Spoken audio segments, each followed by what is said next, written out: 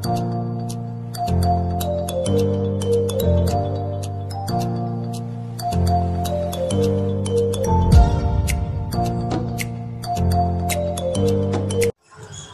isang magsasaka sa isang bukiran na kung saan isa lang siya sa inaasahan sa kanyang pamilya, kaya pag hindi siya nagbanat ng buto ay wala silang makakain sa pang-araw-araw.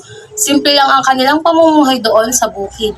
Gaya na lamang ng mga pagkain, nagtatanim siya ng mga gulay-gulay sa kanilang bakuran at nagsasaka ng bigas para may pangtusto sa kanyang pamilya. At nag-aalaga din siya ng mga alagang hayop, gaya na lamang ng manok. Makalipas ang isang buwan, naningil na muli ang kumpare niya dahil na rin kailangan na nito ng pera. At matagal-tagal na rin naman ang utang niya dito.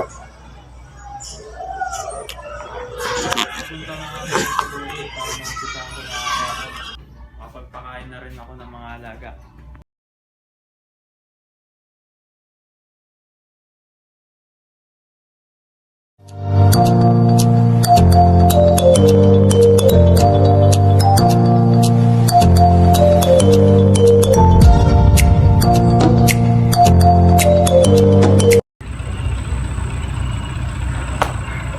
Makautang nga muna kay kumpare para makabili ng binhi sa palayan at makapag-extend na rin ng lupa para sa palayan. Para pwede bang makautang kahit 50k lang? Kailangan ko lang bumili ng binhi para sa palayan ko at balak ko rin sana mag-extend ng lupa para sa palayan para dagdag kita rin. Sige pare, kailangan ba kailangan? O sige, papadala ko na sa'yo ngayon. Sa Sabado sana pare kung pwede. Maraming salamat. Sige pare, walang anuman. Makalipas ang isang buwan, naningil na muli ang kumpare niya dahil na rin kailangan na nito ng pera. At matagal-tagal na rin naman ang utang niya dito. Pare, kailangan mo magbabayad ng utang mo. Kailangan ko lang kasi.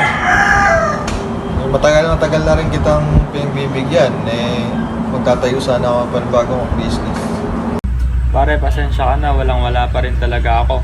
Gusto ko man magbayad kaso bilin pa rin ang pang-araw-araw na sahod ko. Makabayaran naman sana. Kailangan ko na din kasi. Sige pare, bigyan mo lang ako ng 1 linggo. Manghiram na muna ako sa mga kaibigan ko. Pasensya ka na pare. Sige pare, asahan ko yan ha.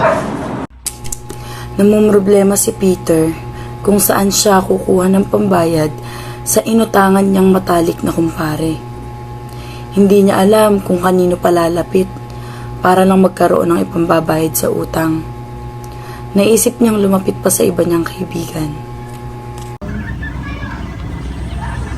Alam ko na kung kanino ako lalapit. Kay Kumaring Kat na lang ako lalapit at magpakasakali. Mare, pwede ba akong makiaram kahit magkano lang? Bawon na kasi ako sa utang eh. Pasensya ka na Mare, sa'yo lang ako nagpapakasakali. Pasensya ka na pare, hindi kita mapapautang. Dahil hindi na din ako nagpapautang, nadala na kasi ako. Sa pinautang ko dati, hindi na ako binayaran at bigla na lang din naglaho. Hindi ko na rin siya makontak, kaya pasensya ka na ha. O sige Mare, pasensya ka na din. Salamat. Ganito na lang pare, magpapaabot na lang siguro ako ng tulong para na din makatulong sa inyong mag-anak. Magpapadala na lang ako ng maliit na halaga lang para mabawas sa utang nyo. Pakisend na lang sa akin GCash number mo pare. Salamat. Ako Mare, maraming salamat sa'yo. Kahit napakaliit na halaga, malaking bagay na yun para sa amin. Salamat Mare, pasensya ka na. Nang maisan na ni Peter ang kanyang cellphone number, ay agad naman na pinadalhan nito ang kanyang kumare gaya ng ipinangako sa kanya. Laking tuwa niya dahil imbis na umutang siya ay binigyan na lamang siya ng maliit na halaga bilang tulong pinansyal na din. Pare, natanggap mo na ba yung pinadala ko sa'yo? Oo Mare, maraming salamat talaga. Laking tulong din yun para sa akin. Paano ba ako makakabawi sa'yo? Naku pare, walang anuman.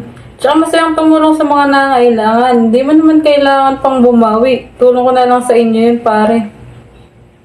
Maraming salamat Mare. O sige na, magpapaalam na ako. Kailangan ko na rin magpunta sa bukid.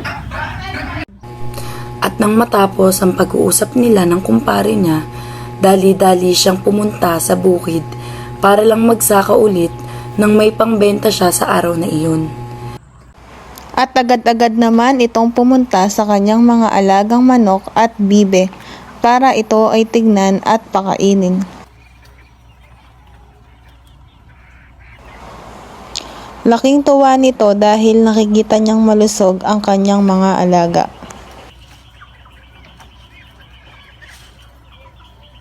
Nag-iisip siya kung kailan niya ibebenta ang kanyang mga alagang bibe at manok upang siya ay may pandagdag ng pambayad ng kanyang utang. Pare, kamusta na? Makapagbigay ka ba ngayon?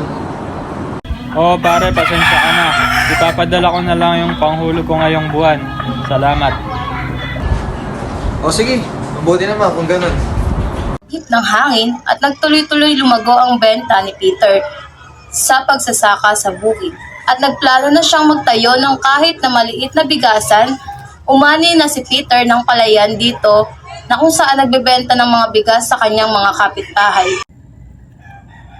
Princess, baka gusto mong bumili ng bigas. Kakahani ko lang ngayon. Kailangan ko lang kasi ng pera pambayad ng utang ko sa kumpare. Sige pare, pabili ako. Salamat, Mare.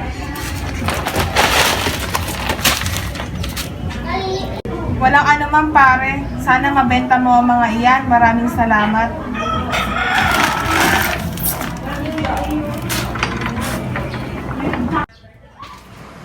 Nagbenta pa si Peter sa mga kapitbahay niya para makabenta sa iba at mabayaran ang mga inutang niya.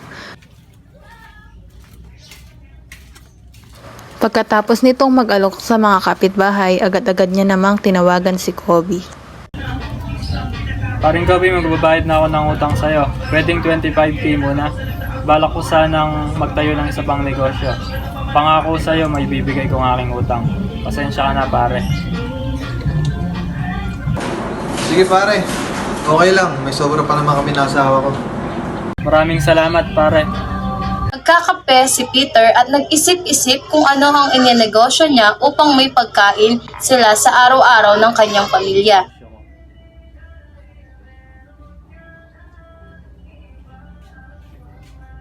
Ako kaya itatayo ang aking negosyo. Dapat sa maraming tao para maraming bumili sa akin.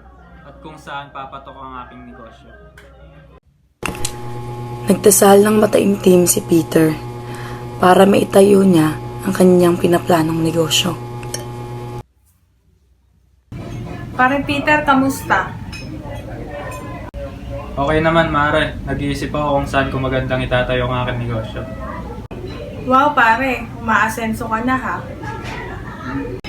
Sakto lang, Mare. Kailangan ko kasi magbayad ng aking utang at marami akong bayarin na bills. Alam mo naman ngayon, napakahirap ng buhay kung tamad ka. Oo, magandang idea yan pare. Sana ay maging tagumpay ang iyong pagninegosyo. Maraming salamat, Mare. Nakapag-isip-isip na si Peter kung saan itatayo ang kanyang negosyo. Thank you, Lord. Nakapag-isip na ako kung saan ko itatayo ang aking negosyo. Magsisimula na ako sa aking negosyo. Panigurado ay per months ngayon, maraming bibili sa akin.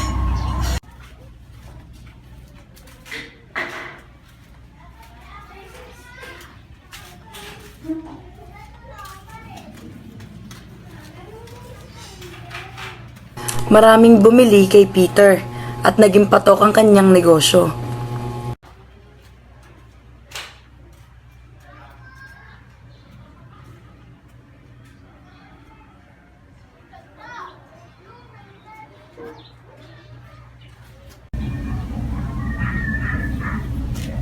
Pare, magbabayad ako sa utang ko ngayon. Marami akong benta ngayon dahil magpapasko. Para wala na rin akong isipin at alam kong kailangan mo rin ng pera. Salamat pare. Masaya ako sa'yo dahil sa nagawa kong negosyo. Maraming salamat talaga sa'yo, pare. Kung wala ka, di ko magagawa ito. Dahil wala akong puhunan pang negosyo. Wala ka naman pare. Pagpatuloy mo yan. Para sa inyong pamilya at sa inyong kinabukasan. Salamat, pare. Makakabawi din ako sa'yo. Nag-aalaga ng manok si Peter at nagmasid sa paligid.